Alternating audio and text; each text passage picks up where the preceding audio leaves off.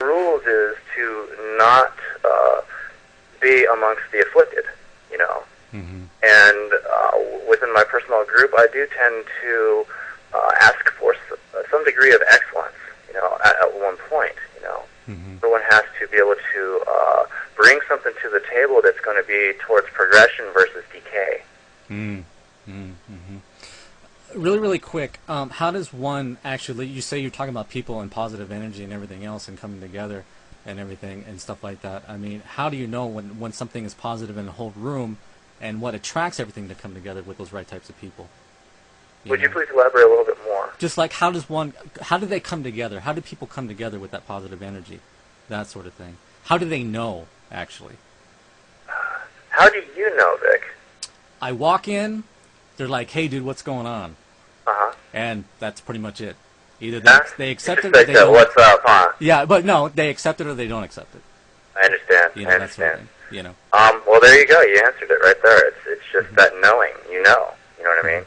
And when, like, when we were to loop it back or something like that, like to something like religion, you know, it's there it is again. It's just a formation of words of how we're expressing how I would actually know if these people are good or not. You know what I mean? Yeah, because we were going back to talking about counterfeits. Anybody can be like, okay, cool for an amount of period of time, and then blam, they become not. Oh, they're masked. Yeah. Yeah. What I really hate is when people actually are uptight, but then all of a sudden they chill and they start speaking slang with you, right? And then about a couple weeks later, they start acting like as if they're higher up on the social ladder or something like this, as if they own you. And that right there is the chief driving force, I guess you'd say, within the id-driven world with, I guess you'd say, more of the monkey human. I mean, excuse the way I say that or anything like that. It's just like, you know, there's different types of levels, I guess you'd say, of people existing on this earth right now, you know. So I'm not trying to, I guess you'd say, disrespect a greater whole. Well, there you go. But there is the monkey human, yes. Oh, there you go. Bon, really quick, briefly, what's your take on that? Well, I think people on an instinctive level, they don't, you know, being what I call mundane is really an active process of self-protection. It's filtering. It's ignoring things. But on an instinctive level, people do sense energy, and sometimes they don't even realize it. Yeah. People rationalize, too. For example, you might be inexplicably sad one day. Mm-hmm. So the first thing that your mind is going to do is going to search for a rationale as to why I feel this way. I feel sad. It must be about this. And I say, you know, part of training someone in how to use their psychic abilities is to say, don't jump to that conclusion right away, because you may not be feeling this emotional energy for any other reason than it's around you.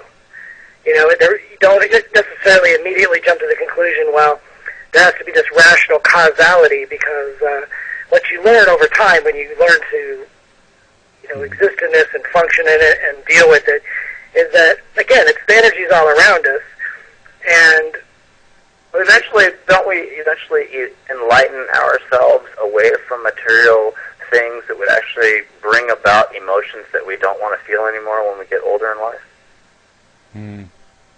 See? So one can actually ascend, you know, especially when it comes to emotions and energy and things like that, by having less. Right. But you can also use it, though, as a sense, you know what I mean? So in other words, I can go into a room and I can pick up on energy that, whether it has an emotional tinge to it or not. That doesn't mean that I take it into myself and start manufacturing that energy. But an untrained person would have that tendency. Mm-hmm. They would go into whatever energy field they walk into, and instinctively they will start pumping out that same currency of energy.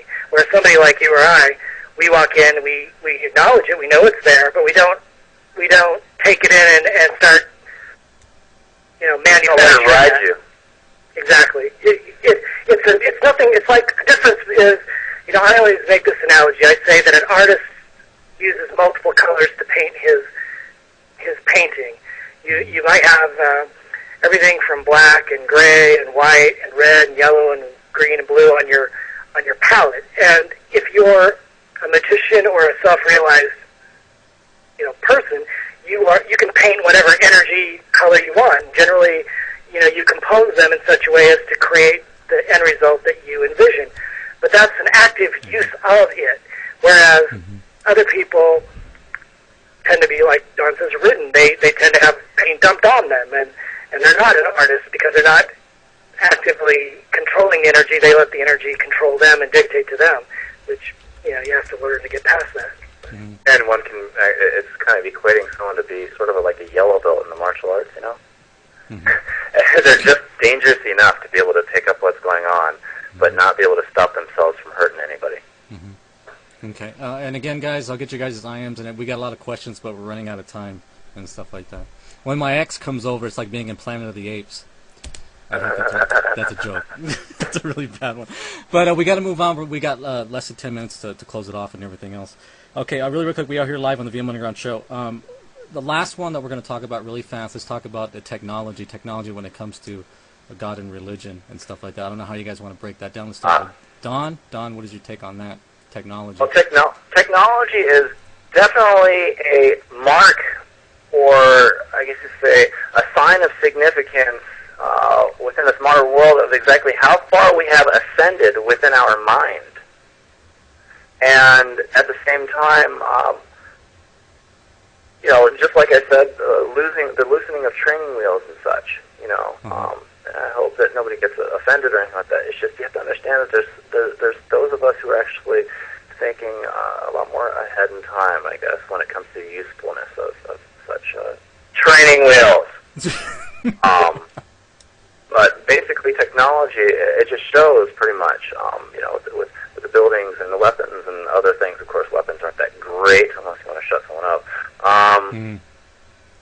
It reveals, I guess you say, where we are in our ascension, and not to be mistaken, okay, with, well, what's that other word that everyone likes to use? Evolvement. Evolution and ascension is completely two different things. Mm-hmm. And basically, of course, you'd say that there's an evolvement within a technology and things like that, but there's an ascension, too, in the way that, even in the medical field, how things are being done. You know what I mean? Exploding gold nanotubes to destroy cancer these days. Mm-hmm. There's a cure now because everyone's looking in a more ascended view, not an evolved, because an evolved means I could just be on a crab planet, and next thing you know what, I will evolve maybe